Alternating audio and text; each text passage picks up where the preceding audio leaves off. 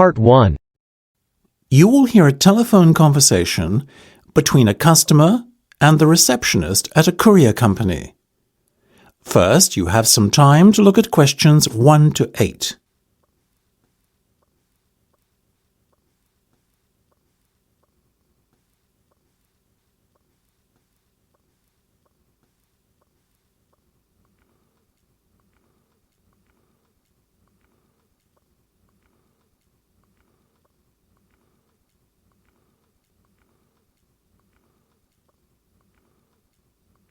You should answer the questions as you listen because you will not hear the recording a second time. Listen carefully and answer questions 1 to 8. Good morning, this is Sam speaking. How may I help you? Hi, my name's Marco and I'm calling to inquire about sending some goods to Canada. No problem. What's your full name, please, Marco? My middle name is Pronto, that's P-R-O-N-T-O. Sorry, Marco, just your surname will be fine. That's all we need for the form. It's Cebriana Tori, that's C-E-B-R-I-A-N-A-T-O-R-I. Great, and your address, please? I live on Grimsby Place. Grimsby Place, okay? But wait, you mean the address from where the goods will be collected? Right. In that case, I better give you my mum and dad's address. My stuff is there temporarily until I make the move. Same street, house number 25 in Grimsby, and the postcode is GB8 6BY. Now, Marco, tell me what you'd like to have shipped. I'm moving to Canada, so I have a fairly big container for my belongings, you understand. Of course. What are the dimensions? It's 2 metres high, 1.5 across, and 3 metres long. My, that's huge. Tell me about it. Moving day is going to be a nightmare. And what will this container contain then? Well, to start with, there's my television. I'm also taking a brand new sofa bed with me, as well as my fridge, freezer and home computer. I see. That all sounds rather valuable. Do you know the total value of the goods in the container? Yeah, I estimate about £5,000. Before listening to the rest of the conversation, you have some time to look at questions 9 to 10.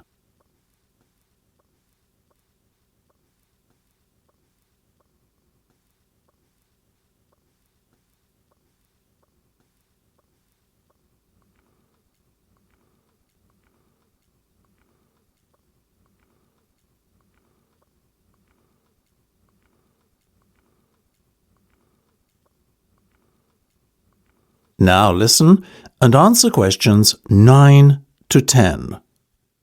Excellent. Now, shipping to Canada is not by any means cheap these days, so this is going to cost you £500? That would nearly pay for a new TV and sofa. It's a lot of money, isn't it? But as I said, shipping is an expensive business. How do you intend to pay then, Marco? Credit card okay? Fine. I assume you are the card holder. Actually, it's my sister's account. Mine is a little tight for me at the moment with the expense of the move, so it's either a case of ask sis or ask the parents. Which would you choose? I see what you mean. Okay, I'll take the details in a moment and confirm the collection date. But first, let me just ask you a few questions about your move to Canada. The Canadian government requires all shipping companies to carry out a thorough check before agreeing to ship goods into the country. And part of that check is a personal profile of our customers, you see. So, why are you moving to Canada? My girlfriend's Canadian. I'm going to live with her. And what will be your employment status over there? Well, I'm travelling on a working holiday visa, but I hope to secure a work-sponsored visa shortly after arrival. I see. A holiday visa? No, a working holiday visa. That allows me to stay in the country for 12 months as opposed to 60 days with a holiday visa. Okay, no. That is the end of Part 1. You have half a minute to check your answers.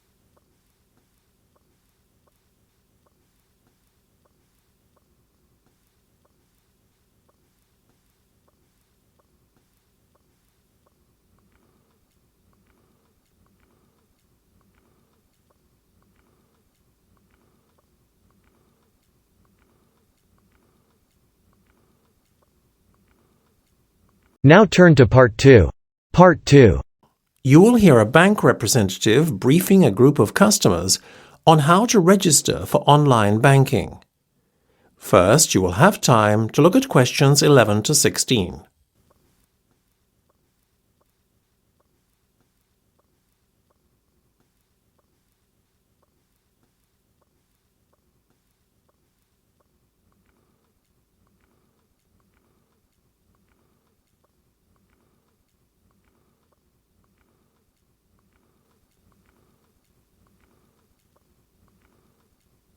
Now listen carefully and answer questions 11 to 16. We're very pleased to announce the launch of our new online service. Now, though it might sound a little daunting for those of you who are not so familiar with the internet, let me assure you that the registration process is very simple indeed. I'm going to go through it with you step by step today, and afterwards there'll be a question and answer session should you have anything you would like to ask. The first thing you must do before you can gain access to our online services is send us the profile request form over the internet through our online portal, making sure you attach a scanned copy of your passport to go with the form. Then you'll have to wait for verification within 5 business days. Once you're verified, you'll then be sent your own personal verification code number, and you'll need to input this on the link I've posted at the top of the handout I've given you. www.hcbs.com/ACC setup. Once you enter the verification code, you'll be taken to the registration page, where you'll be asked to complete and send through your online account registration form. Having done that, you'll then receive an email message asking you to confirm that you're the owner of the email address you have supplied. Simply log into your email account and follow the link in the message you've been sent to the account update page. You will then be prompted to enter the details of your bank cards and all accounts held at the bank to complete your online profile.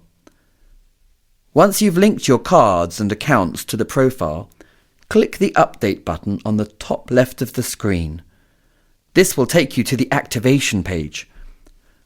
One click of the activation button and you're then set up to go and can start using your online accounts immediately. Before you hear the rest of the discussion, you have some time to look at questions 17 to 20.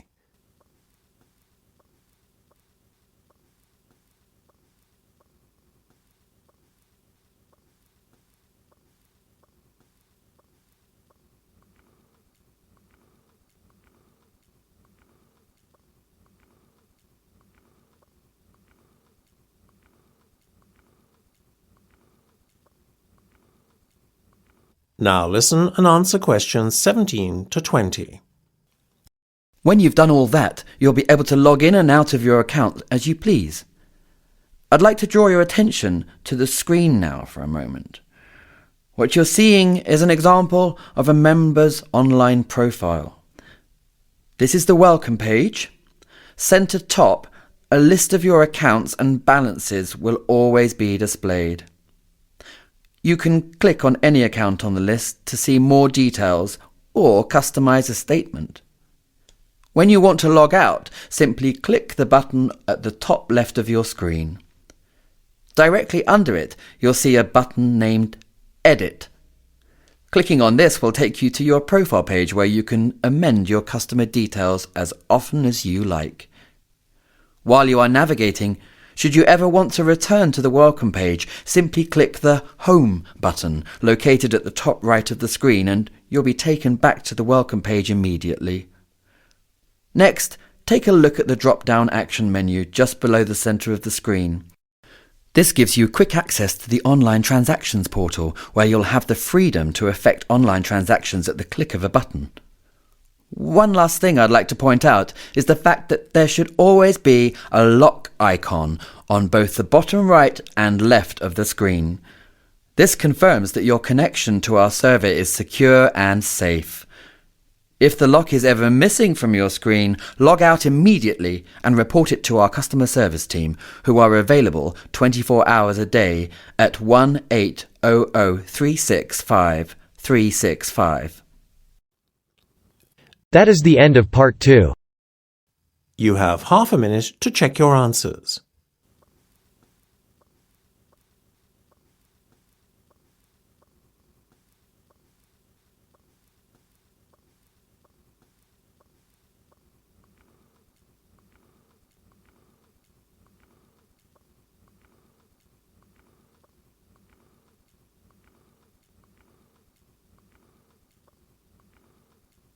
Now turn to part 3.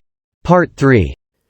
You will hear a discussion between two university students on a seminar they have just attended.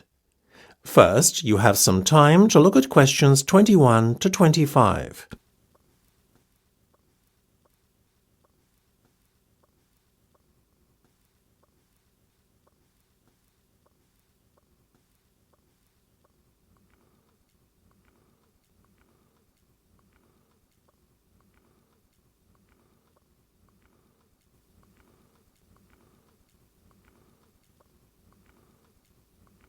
Now listen carefully and answer questions 21 to 25.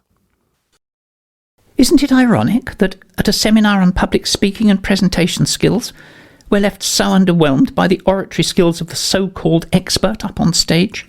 Maybe we should lower our expectations a bit, Mike. After all, everyone is susceptible to nerves, especially with an audience as critical as us. Well, you anyway. She's a professional. She's supposed to do this for a living, Alma. I feel totally let down, and I'm asking myself exactly what I'm supposed to have gained as a result of spending this time here. Look, forget about her presentation skills, or lack thereof, for a minute. What about what she had to say? Did you listen to any of that? How could I, when she kept fidgeting and moving about so? I was so distracted by her antics, I couldn't focus on anything else, to be honest with you. I don't know if you can blame her totally for your not absorbing anything that's been said in the last half hour, Mike. You're a pretty awful listener at the best of times. Oh, come on. She should be able to hold my attention for 30 minutes. It's not like the talk lasted 2 hours or something. Mind you, it sure did seem like it. Stop it now. You're being overly critical, and that's just not fair. I took some notes and was actually impressed by some of what was said. I'm definitely going away having learned something and feeling like my time wasn't totally wasted. Emphasis on the not totally bit. Oh, Mike, when will you learn? You know, sometimes we only get out of things what we put in. Did it ever occur to you that had you given this woman a chance, you too might have actually learned something? All right, Alma, go easy.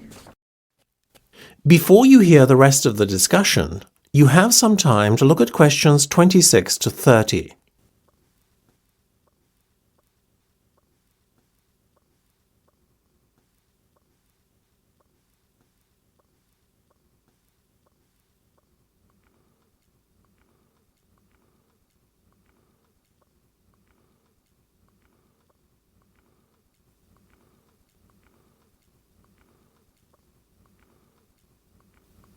Now listen and answer questions 26 to 30. Well, look, we have to fill in this feedback form on her performance now, and I want you to be kind, OK? Yeah. First question, use of equipment. It says, do you think the presenter made adequate use of the equipment at her disposal? What's a 1? 1 is basically terrible. 1 it is, then. Stop it, Mike! She used the projector screen, had a nice PowerPoint prepared in advance, and had some sound files to liven things up too. Yeah, it was a real hoot. Look, if you're not going to do this properly, I'll fill it in on my own.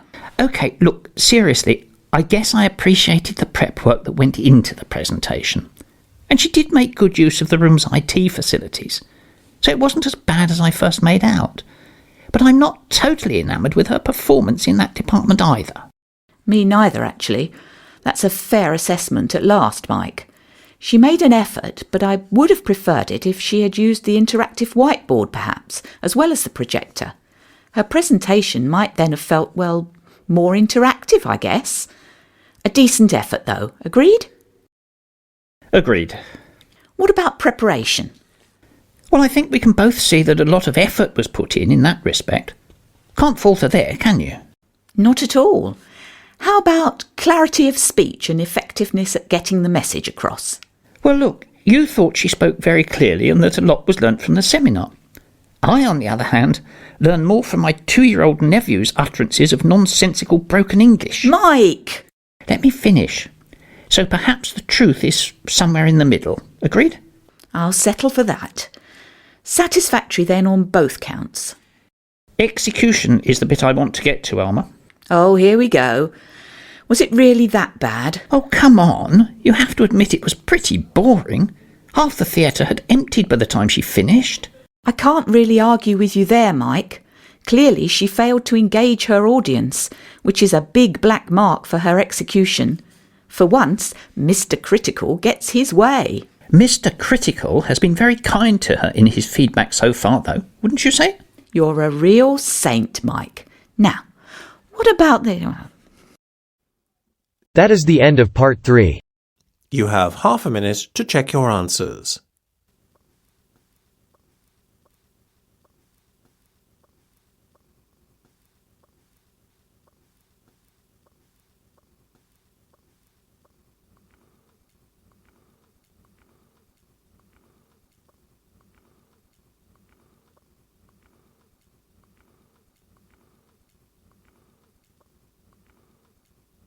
Now turn to part 4. Part 4. You will hear part of a talk given by a professor for a marketing course. In the talk, he compares different makes and models of a type of car called Super Mini, for which the students will work out advertising strategies for their final projects. First, you have some time to look at questions 31 to 40.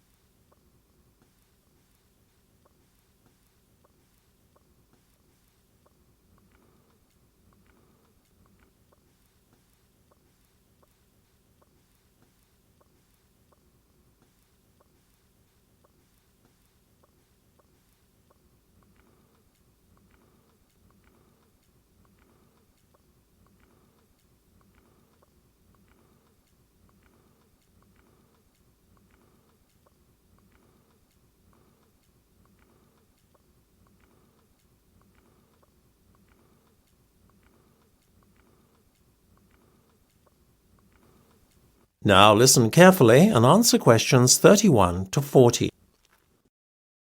Now, sales of Super Minis. And if you don't know, Super Minis are a particular class of small but luxurious car. Sales have taken off in the past few years, and there are a number of factors behind this trend. One of the primary reasons is the price of fuel. Super Minis are relatively economical, so customers are turning to them as a means to reduce the fuel bill. The second reason is also a financial one. Both tax and insurance are very reasonable where Super Minis are concerned. Then there is the fact that Super Minis don't lose their value as quickly as larger cars, not to mention the ease with which the narrow city streets can be navigated. These advantages are present across the board in all makes of Super Mini. These cars have undoubtedly become desirable, and with so many available in the market now, this creates a challenge for the developers of advertisement campaigns, which is exactly why I've chosen this sector for your final projects. As you know, you'll be working in teams, and each team will be allotted one of these brands by lottery, but we'll take care of that next week. In today's lecture, I'm going to give you an overview of the different brands. I'd suggest you keep notes, perhaps make yourselves a table, because you'll need the information as you develop your project, both for your brand and that of your, shall we say, competitors.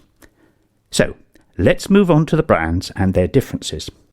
One of the most popular brands of Super Mini is the Ford Fiesta, loved for its affordability and for its competitively low running costs.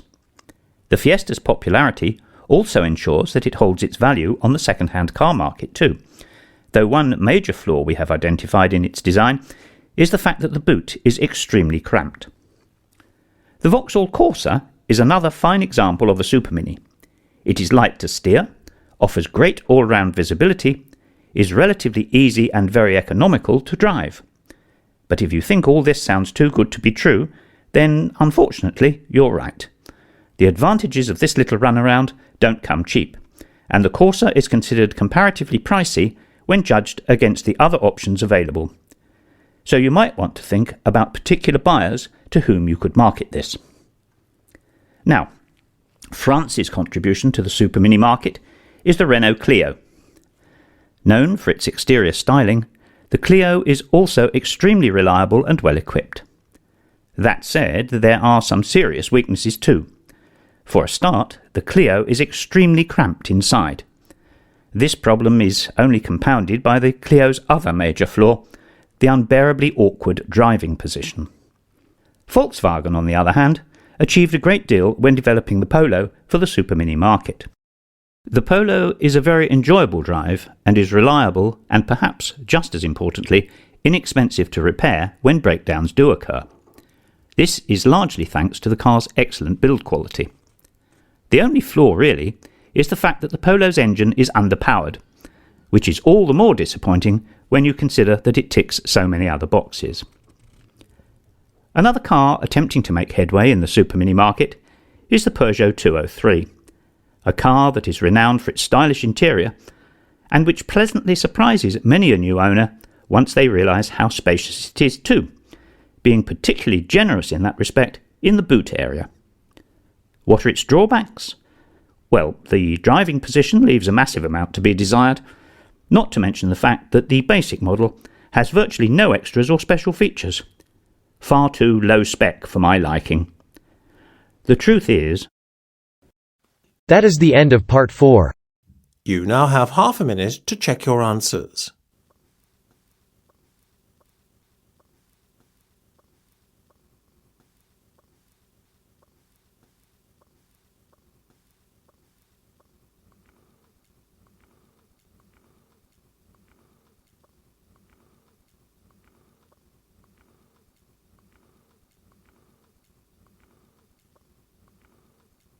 That is the end of the listening test. You now have 10 minutes to transfer your answers to the listening answer sheet.